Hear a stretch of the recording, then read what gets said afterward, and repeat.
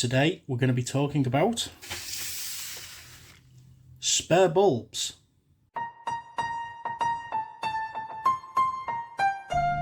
So this is just more of a guide of how I generally find spare bulbs or figure out what spare bulbs I need. It's not an exact science, but it'll probably get you in the right area you need to be. Originally it was quite easy because there were generally only two kind of sets of lights in circulation. You had sets of 20 or sets of 35 or 40 screw-in bulbs. When they brought in push-in bulbs, everybody started producing their own bases. You got these Woolworths spare bulbs with their unique base.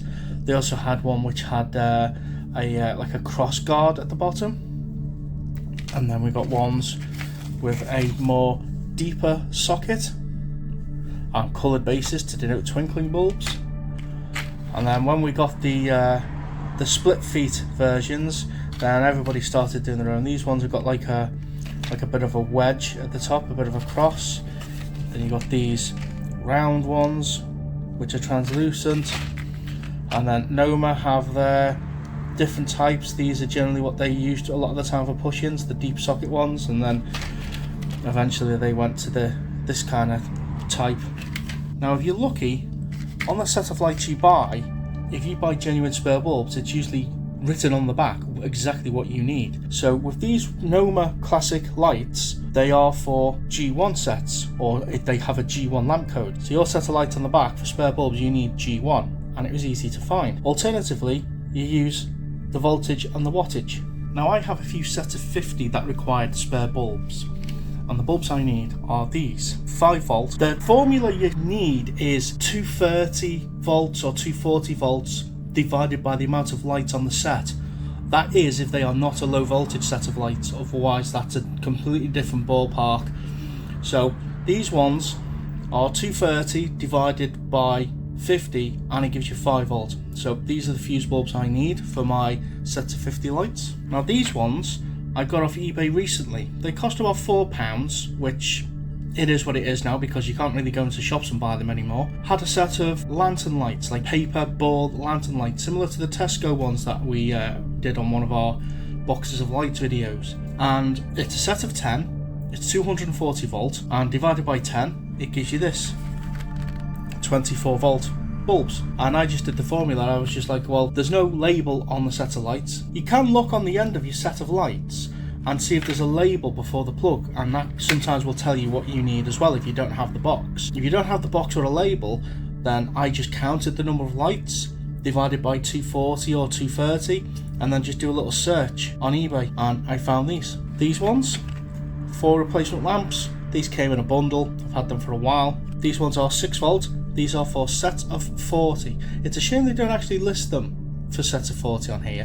When you go back to the old school of Woolworths, it tells you everything you need to know. 6 replacement bulbs for 20 push-in light sets. The white tip bulb is a fuse bulb. If this fails, the current is automatically cut off from the other bulbs. Fully interchangeable, 12 volt, 1.1 watt.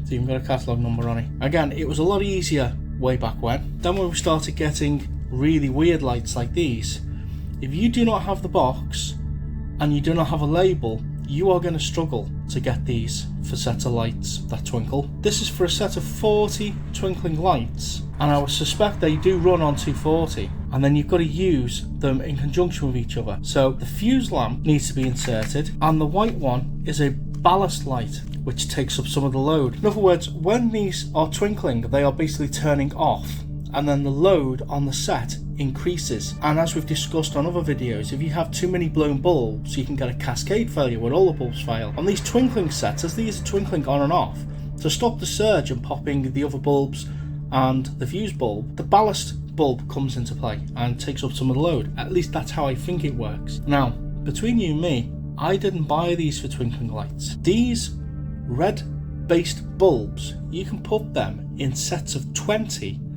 They light up very dim and make them flicker like a flasher bulb or a flasher unit. Totally up to you if you want to do that or not, but these are getting quite rare now, and yeah, that's why I bought them. I was using them as flasher bulbs, but really complicated. I mean, imagine saying to somebody's going, oh, I've got these lights, some of them twinkle, some of them don't, and I need some spare bulbs. And you have to explain to them, oh, well, you need to make sure you got a fuse bulb, you need to make sure you have a ballast bulb, you need to make sure you have certain amounts of ballast bulbs, you need to have the red base bulbs, and blah, blah, blah, blah, blah. Too much information.